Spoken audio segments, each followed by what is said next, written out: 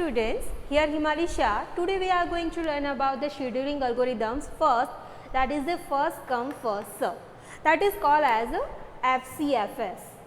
FCFS. So now what will be there in first come first serve? So which process come first, that will be considered as a first in the scheduling in CPU, right? So as example, process P0 come first at a 0 arrival time. So 0 arrival time, so P1 take place first. Then next P1 second, then P2 third, and P3 that will be last fourth, right. So P0, P1, P2 and P3. So this scheduling algorithms usually used in a queue data structure. We are using this structure algorithm in queue, right. So now FCFS is considered as a non-preemptive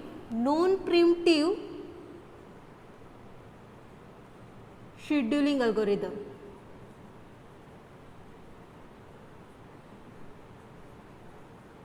Right? We have already seen the preemptive and non-preemptive scheduling algorithm. So first, non-preemptive scheduling algorithms means what? So non-preemptive, that means one process voluntarily comes out or terminated, then and then second process take place. So that is called as a non-preemptive scheduling algorithm. Now we have to consider this example, process arrival time and completion time we have to given, that is the P0, P1, P2 and P3 are there.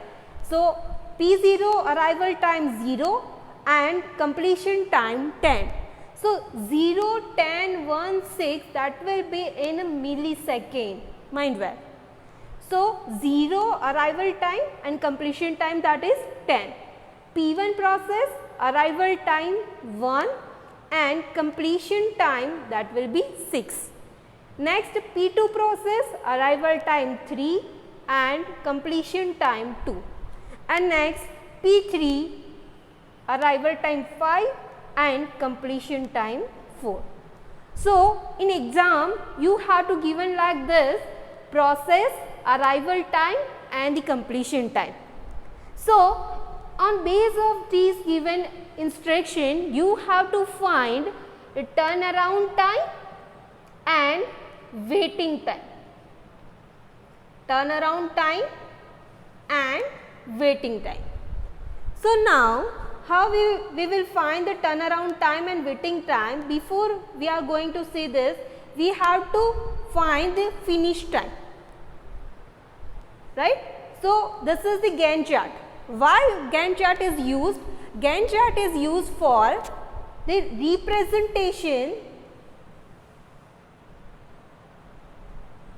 representation of scheduling of process.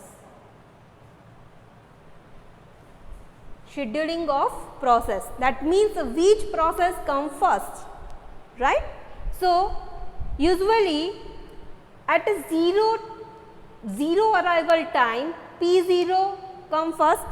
So we have to write down here P0 and the completion time of P0, that is the 10. So up to 10 millisecond we have to consider the P0 process. Now that will be terminated at a point of 10 millisecond. So finish time of P0 we will consider as 10. Got it? Same as after P0 completion, which process comes first? P1, right. So next P1, its execution time, like completion time, that is 6. So here the 10 and then 6. So that will be considered as a 10 plus 6, that is 16. So finish time of P1 process, that is considered as a 16. Next P2, arrival time 3 and completion time 2. So P2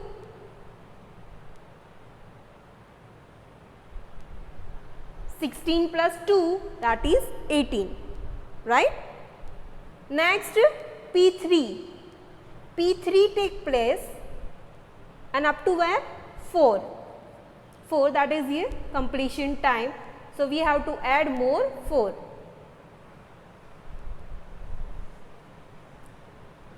So finish time of P3, that will be 22. So in the Gantt chart we can see the first process come like P0, the next P1, then next P2, then next P3, right? And the 0, that is the 10, that is the completion time of P0. So we have taken the 10, then the next 6, the next 2, the next 4, that's it. And we have to add 10, 10 plus 6, 16, 16 plus 2, 18, 18 plus 4, 22. So this is all about the Gantt chart. Using Gantt chart you can find out the finish time of process. Okay. So now what we have to find out? The turnaround time and waiting time.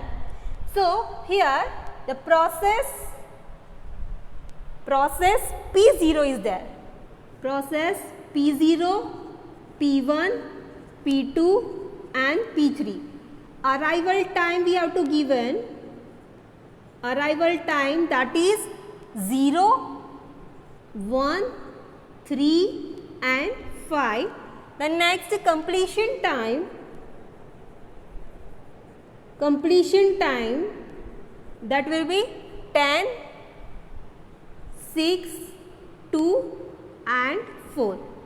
Now we have to find out the finish time first. Finish time. So as we discussed, for P0 finish time, that is the 10. So here write down the 10. The next for the P1, that will be 16. So 16. Then P2, that will be 18. Then P3, that will be 22. So this is all about the finish time. Okay. So now we have to find out the turnaround time.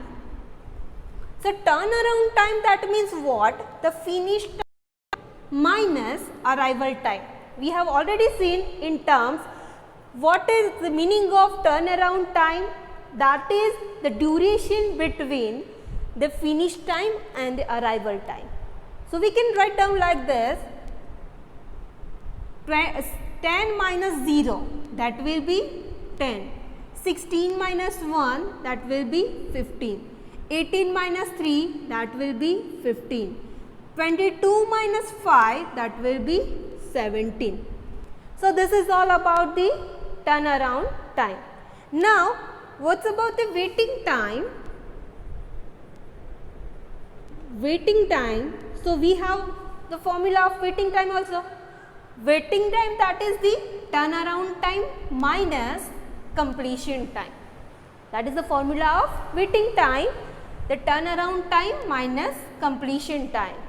So 10 minus 10, that will be 0. 15 minus 6, 15 minus 6, that will be 9. 15 minus 2, that will be 13. And 17 minus 4, that will be also 13. So this is all about the turnaround time and waiting time. As we can discuss, we can find out the turnaround time and waiting time. if suppose you have to find out the average turnaround time and average waiting time, then what you have to do, that is addition of 10, 15, 15, 17. 10 plus 15 plus 15 plus 17. Divide by how many processes are there? 4. So, divide by 4. Then that will be your average turnaround time. So, now 10 plus 15, 25, 25 plus 15, 40, 40 plus 17, 57 by 4. 57 by 4. So, 4 1 then 7 14 point something, that will be your average turnaround time. And what is about the average waiting time? That is same as 0 plus 9 plus 13 plus 13. 0 plus 9 plus 13 plus 13 divided by 4. So, 9 plus 13. So, 22. 22 plus 13. 22 plus 13, that will be 35, and 35 divided by 4. So, 7 point something you will get. So, this is all about the average turnaround time and average waiting time, right. So, basically the advantage of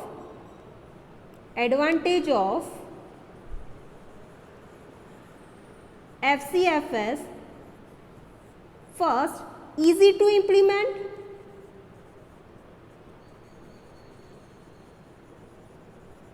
then simple, easy to use. This all about the advantage of FCFS. And what's about the disadvantage?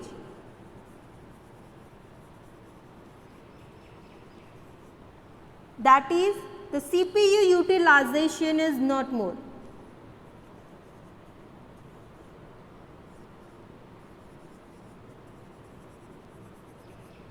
And waiting time